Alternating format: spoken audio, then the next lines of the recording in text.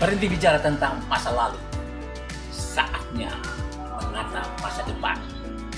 Bersama Ishak Rafiq, Direktur Eksekutif Masa Depan Institut.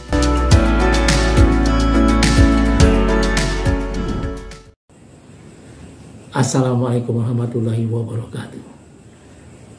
Saudara-saudara sekalian, Anda kembali bersama saya, Ishak Rafiq, Direktur Eksekutif Masa Depan Institut. Panjangnya Institut Masa Depan Indonesia. Kita lanjutkan pembicaraan kita tentang perubahan, tentang people power. Di Indonesia ini sesuatu yang kadang-kadang nampak mustahil. Sebab korban di Indonesia kadang-kadang dalam kemiskinannya, dalam kemelaratannya, dalam kesulitan hidupnya, mereka masuk ke dalam confidence zone. Ini sangat luar biasa. Dan mungkin inilah yang menyebabkan penjajahan di Indonesia dulu bisa berlangsung di zaman POC itu sampai 3,5 abad. 350 tahun bila dihitung dari masuknya Cornelis de Houtman di Bandar Jakarta yang membombardir Jakarta dari laut sehingga penduduk Betawi pada saat itu merasa seperti kiamat sudah datang. Tapi penjajahan ini bisa berlangsung sangat panjang karena kemampuan orang Indonesia menangani penderitaan itu. Ketika mereka tak bisa lagi makan daging, mereka akan cari yang murah. Misalnya tempe, tahu, bahkan oncom. Lalu kerupuk. Kalau kita lihat buruh-buruh kita di Jababeka, makan satu hari 2 kali supaya bisa menabung. Jadi mereka sarapan jam 10 supaya tidak ada lagi kewajiban makan siang. Nanti sore dia makan jam 4, jam 5 sehingga tidak ada lagi makan malam. Ketika perut sudah perih itu peromah satu. Penderitaan ini sudah dialami oleh rakyat kecil negeri ini dan pemerintah punya peluang untuk memperbaiki nasib bangsa ini, nasib rakyat ini, para pekerja ini. Tapi yang dibuat adalah undang-undang Omnibus Law, undang-undang Cipta Kerja yang melestarikan penderitaan itu. Sehingga orang-orang ini tidak ada batas waktu sampai kapan akan dikontrak dan menjadi kuli kontrak seumur hidup. Ini adalah bagian yang nantinya akan menjadi tuntutan kalau people power terjadi. Ini dicabut. Nah, saudara sekalian, kemampuan orang Indonesia menahan lapar, menahan penderitaan itu ketika COVID mengharu biru negeri ini dan orang dilarang berjualan dan segala macam, itu orang-orang ini makan seadanya dan menderita, nggak bisa bayar. Dan disatroni oleh polisi ketika berjualan gorengan. Tapi inilah, ternyata mereka masih hidup-hidup juga. Dan penderitaan itu dirasakan sendiri-sendiri. Nah, apa yang terjadi? Dulu,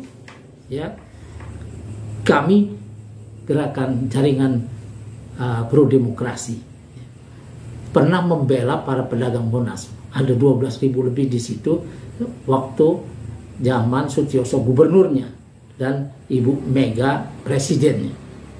Gubernur DKI Sutioso mau memageri Monas dan mengusir para pedagang itu dari dalam. Setelah dipagari akan diusir karena yang diinginkan adalah mungkin rusa ditaruh di situ, bukan pedagang. Takut kotor, takut apa. Padahal tempat sampah perlu aja diperbanyak dan kasih petugas sampah membersihkannya. Itu sudah bisa dan orang-orang tetap mendapatkan lapaknya untuk berdagang.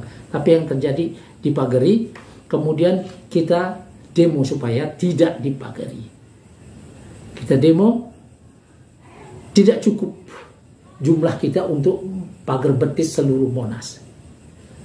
Ada 12.000 pedagang kaki lima, pedagang layang-layang, sandal jepit, mainan anak dan segala macam ada di situ, juga minuman dan lain sebagainya, makanan. Mereka menonton kita. Mereka menonton kita berdemo membela nasib mereka. Tapi mereka tidak tahu atau tidak peduli. Mereka menyangka kalau mereka diam saja, kalau mereka baik-baik saja, maka mereka tidak akan diusir. Mereka akan dikasihani dan lapaknya tidak akan hilang. Yang kemudian terjadi adalah diberesin semuanya sampai sekarang. Ditinggalin 500 di pojokan itu, di irti pojokan. Di situ ada 500 pedagang. Yang selainnya entah kemana, sudah jadi gepeng, jadi pemalak, jadi apapun. Jadi ini membuat kita pesimis, apakah bisa people power di Indonesia. Nah, people power ini bukan cuma itu. Kemampuan, ya, yang pertama dibutuhkan adalah untuk melakukan people power ada syaratnya. Yang pertama adalah ada musuh bersama. Siapakah musuh bersama ini? Musuh bersama adalah orang-orang yang membuat kebijakan dan menjalankan kebijakan, memaksakannya dengan kekerasan, adalah musuh ini, musuh bersama, musuh rakyat. Harus didefinisikan dengan benar. Dan nanti diwakili oleh satu orang pemimpin tertingginya itu. Nah, siapa ini? Harus jelas. Kemudian ada tokoh tandingan yang akan berhadapan dengan dia, rakyat di belakangnya yang akan bersama-sama merubah nasib. Ini orang-orang ini juga harus bisa mendeteksi siapa saja yang berada di barisan situ, di barisan lawan. Jadi di situ selain ada suatu grup manusia sangat penting yang menentukan jalannya negara, kemudian ada DPR, MPR yang juga sebetulnya bisa mencegah setiap kesulitan yang akan menimpa rakyat, setiap undang-undang yang akan merugikan rakyat, setiap perbuatan, tindakan, program pemerintah yang akan merugikan rakyat bisa dikontrol oleh ini.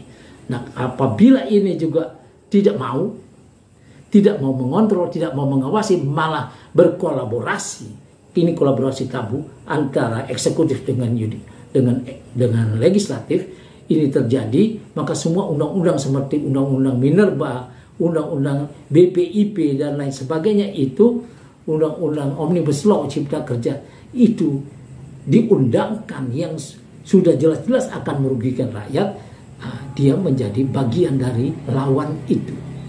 Nah, ini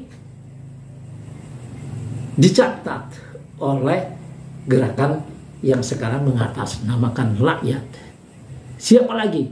Adalah tokoh-tokoh kaum intelektual yang berkhianat, yang berada di situ, yang memberi legitimasi, memberi dalil-dalil sehingga perbuatan dan program-program pemerintah yang merugikan rakyat itu seolah-olah menjadi sesuatu yang suci dan halal. Dan satu grup lagi adalah para konglo yang mendapat keuntungan dari setiap kejahatan ini, dari setiap undang-undang yang dibuat, yang dia juga mengeluarkan dana untuk itu. Sehingga orang-orang ini, sekelompok kecil grup usaha, ya mungkin paling banyak ada 30 grup usaha bersama anak-anak dan para pendukungnya itu mungkin cuma 300 orang.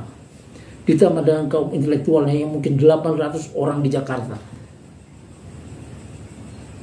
Ditambah DPR, MPR dan segala macam itu kalau mau people power, ini adalah bagian-bagian yang mesti dicatat.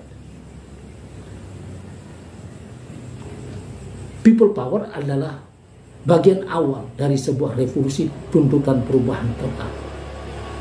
Nah, ini terjadi bila orang-orang yang selama ini terpinggirkan dan tidak peduli pada nasib negara ini, rakyat ini dan dirinya sendiri, menyerahkannya kepada pemerintah dan lain sebagainya, itu mereka sekarang tidak mau lagi menyerahkan itu. Mereka mau ikut mengatur negara.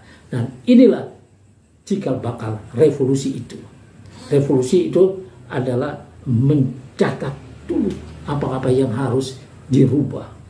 Ada agenda-agenda yang sudah dipersiapkan. Dan ini saya lihat, ya, baik people power maupun revolusi, ini belum ada persiapannya ke arah itu. Kalau kita lihat di